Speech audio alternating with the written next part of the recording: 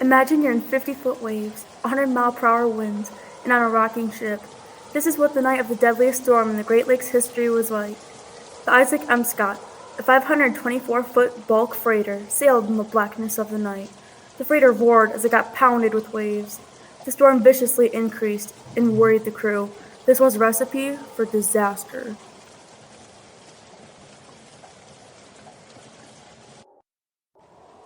The Scott could not withstand the conditions of the powerful storm. Imagine driving your car in a classic Michigan blizzard, but the road is constantly rocking and forcing you back. This was somewhat similar to the conditions on the Scott. They sailed from one end of the lake to the other, waiting for the storm to settle. Once they started sailing north towards their destination of Lake Superior, they turned around once again to do another lap. When they were turning, a wave hit the ship and flipped it over. The ship plunged to the bottom of the lake.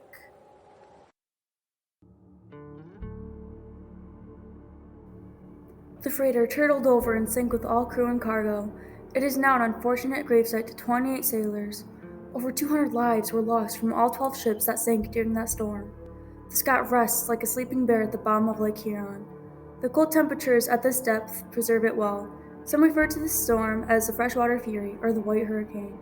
A Great Lakes storm with hurricane force winds nearing up to Category 3 or 4 is a once in a few century occurrence. How does something like this happen?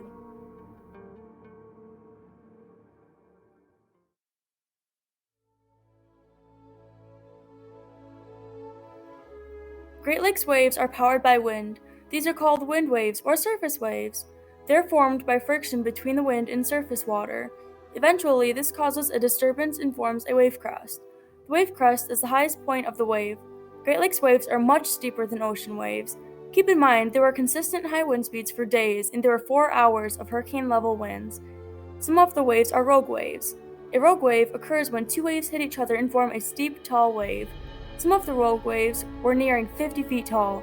The Scott might have been hit by a 5-story building.